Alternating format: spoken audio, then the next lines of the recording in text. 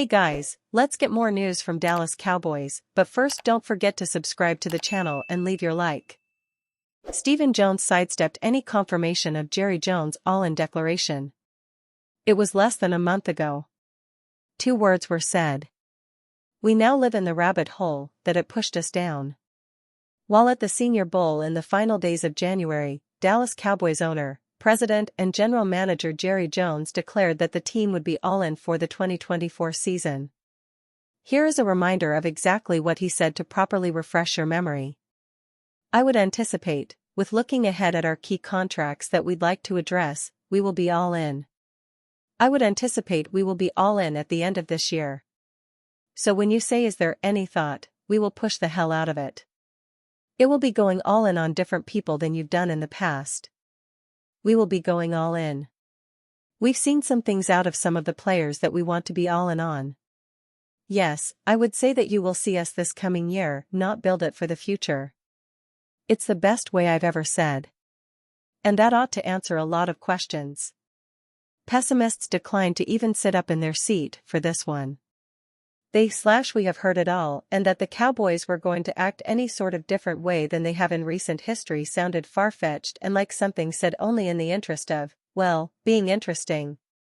Please note the specifics of the second paragraph. Jerry literally said that the team would be going all in on different people than you've done in the past, which would indicate/imply that this would be some different line of thought than paying monster extensions to the likes of Dak Prescott, CeeDee Lamb and or Micah Parsons. A series of events that could be argued as being all in their own right. Jerry chose to specify that this would be handled differently than before. Fast forward to the here and now. It is NFL Combine Week and on Tuesday it was time for Stephen Jones to speak. He was asked about this all-in philosophy and did a whole bunch of maneuvering to avoid having to discuss the idea at all. It is perhaps too early to fully call the fight, but we are around round 7 or so, and the pessimists are looking like they are going to retain their title belt. The Cowboys have a right to handle their team how they want to, but that it took less than a month for them to start throwing cold water on the all-in approach is why pessimism is all the rage right now. Stephon Gilmore among Cowboys' top free agents on defense. New Dallas Cowboys defensive coordinator Mike Zimmer acknowledged he is inheriting a good unit after Dan Quinn's 3-year run, calling the shots. He has Micah Parsons, Trayvon Diggs, DeMarcus Lawrence and Darren Bland, but the Cowboys also have key players set to become free agents and a tricky salary cap situation that will make it difficult to keep the players they want. Of the 16 players set to become free agents, 8 are on the defensive side of the ball and 7 played key roles either as a starter or role player. Here is a look at the defensive players, as well as the 2 special teamers, with expiring contracts. There is no question the Cowboys would like him to return, and he has mentioned he wants to return. The question, like everything, will be price. He made $10 million last year. Would he take much less to return? Would another team offer him more? He turns 34 in September but keeps himself in top shape. He had 2 interceptions and 13 pass breakups last season. He is excellent in the locker room for a defense that needs a veteran presence. His return from a serious injury that essentially required his right foot to be realigned was nothing short of phenomenal. He was named the Cowboys winner of the Ed Block Courage Award. He had 1 interception, 5 pass deflections, 2 fumble recoveries and a team-high 3 forced fumbles in the 2023 season. He is tough. He can blitz off the slot, which is key in Zimmer's defense. With the ascension of Bland and the return of Diggs, the Cowboys would need a slot corner, especially if they are unable to keep Gilmore, which would move Bland to the slot. Lewis has been a valuable if underappreciated part of the Cowboys' defense. He just finished his 6th season and is going to be only 27 years old in June. He has finished second on the defense in sacks the past 2 seasons with 8.5 in 2022 and 7.5 last season, despite a dip in his playing time. It was something of a surprise that he returned in 2022 when he first hit free agency, but the snag in negotiations with Randy Gregory paved the way for his return, and he produced. He is likely to receive a larger offer from another team that the Cowboys won't be able to match, which means the Cowboys will need former second-round pick Sam Williams to do more.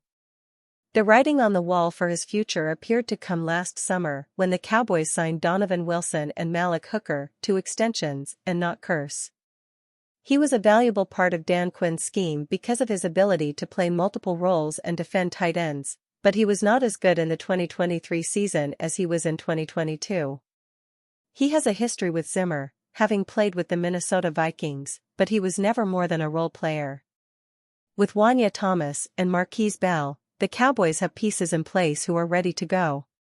Should we just pencil him in with the Washington Commanders and a reunion with their new head coach Dan Quinn? Fowler came to Dallas to play for Quinn, then the defensive coordinator, and was productive, 10 sacks in 2 seasons, but he had far too many penalties, 5, for a player involved in 25.2% of the snaps. The former third-round pick never really found his niche in his past 2 seasons. He was active, but the numbers did not follow. There were some issues with his weight in 2022, but he was in better condition last year. Perhaps he returns on a 1-year deal, but the Cowboys need to see what last year's 4th-round pick, Viliami Fehoko Jr., can do after he did not play a snap as a rookie.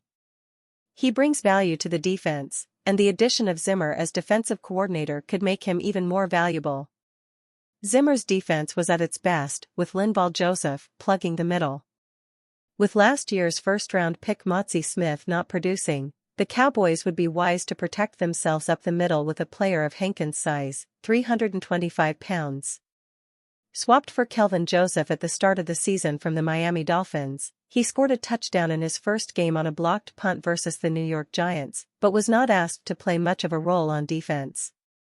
The former first-round pick should be elsewhere in 2024. To special teams coach John Fassel, Goodwin is the most valuable player in his unit. Goodwin is essentially a coach on the field. He played in only 5 games because of a torn pectoral muscle, and the coverage units were still solid. He is worth keeping as they continue on the minimum salary route, with the contract and a portion of his base salary guaranteed. Cowboys' Tony Pollard is free agency bound after big franchise tag decision. The Dallas Cowboys reportedly are not expected to use the franchise tag on running back Tony Pollard ahead of the March 5 deadline, meaning he will be a free agent if he does not come to a long-term agreement with the team. Tony Pollard played on the franchise tag for the Cowboys in 2023, and did not have a great season coming off of an injury that he suffered in the playoffs during the 2022 season. If the Cowboys had used the franchise tag again on Pollard this offseason, he would be owed $12,109,200 for the 2024 season.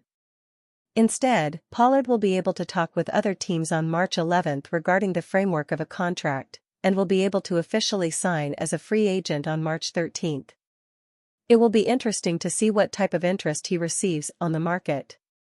Pollard was a very strong running back for the Cowboys from 2019 through 2022 up until he suffered his injury in the playoff game against the San Francisco 49ers.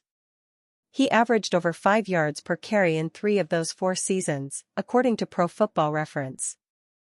In 2023, Pollard rushed for 1,005 yards, but his yards per carry took a dip to 4. The team that signs Pollard will undoubtedly hope that he can return to his level of production from before 2023 and before his injury. It might be tough timing for Pollard, hitting the market coming off of a down year alongside many other running backs. It will be interesting to see what type of deal he gets and the team he signs with. And you fan, what do you think of the Tony Pollard situation? Leave your opinion in the comments.